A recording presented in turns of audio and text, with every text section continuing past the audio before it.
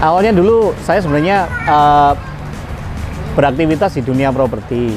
Jadi kita jual beli properti, kemudian dari situ kita mulai banyak temen nih ceritanya gitu. Suatu ketika kita mencoba untuk pitching ke mereka untuk memberikan sebuah proposal penawaran. Nah, kebetulan kita punya sedikit pengalaman di bisnis F&B. Kebetulan keluarga kita banyak juga kawan-kawan yang juga di bisnis F&B.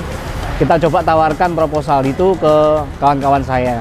Akhirnya 1, 2, 3 ada yang menolak dan ada yang mau.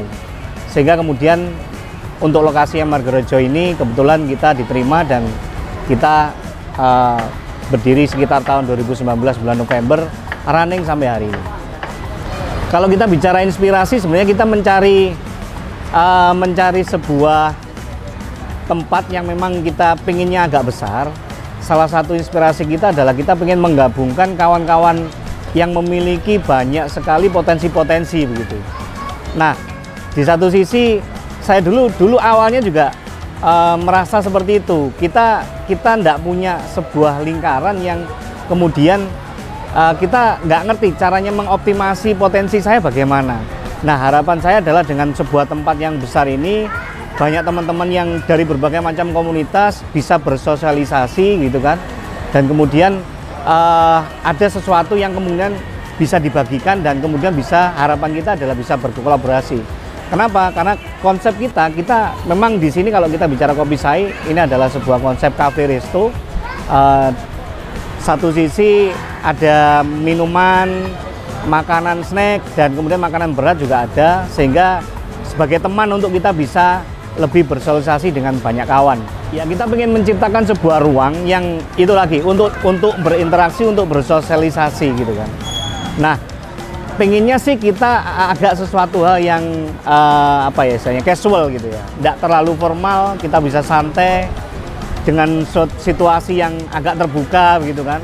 Meskipun kita ada beberapa ruang yang eksklusif, katakanlah misalkan ada VIP room untuk meeting dan segala macamnya, tapi paling tidak secara overall tempat kita luas. Kemudian harapannya adalah semakin banyak yang berkunjung ke sini, semakin banyak yang berbagi gitu ya. Harapannya juga semakin banyak yang tercipta, muncul potensi-potensi yang kemudian bisa kita manfaatkan di luaran sana.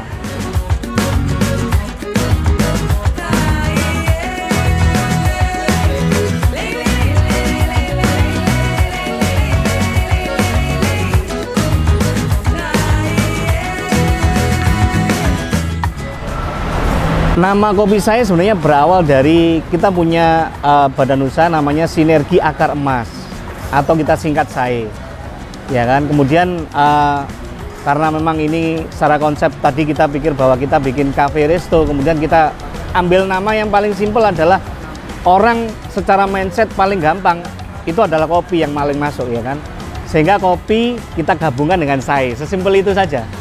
Sehingga Kopi Sai gitu. Kalau kita bicara jenis kopi yang banyak diminati di sini adalah kopi Robusta dan Arabica. Meskipun juga ada beberapa minat yang blend. Artinya Robusta dan Arabica ini kita blend.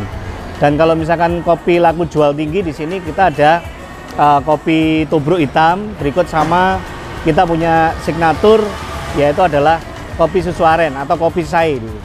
Kopi susu Sai. Secara green bean kopi kita memang dari Indonesia ya, jadi salah satunya di daerah Malang di situ yang kita ambil. Kalau misalkan racikan yang lain kita tidak ada spesifik, misalkan dari daerah A, daerah B, daerah C tidak ada. Jadi hanya satu jenis green bean kopi tadi yang dari daerah katakanlah daerah Malang tadi yang kemudian kita racik, yang kemudian kita sajikan ke customer.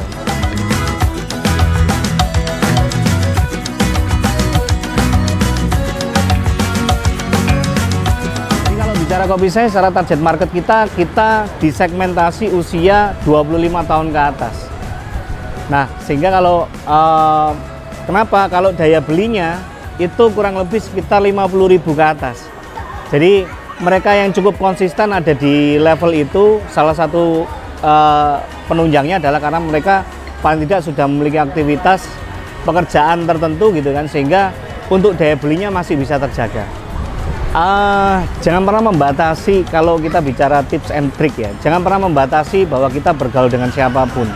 Artinya memang pola pikir kita itu adalah terbentuk dari lingkaran atau lingkungan-lingkungan terdekat kita. Kalau saya belajar dari pengalaman saya selalu mencari sebuah lingkungan yang kemudian mampu membangun saya ke arah yang saya inginkan gitu. Jadi saya harus mencari lingkungan tersebut.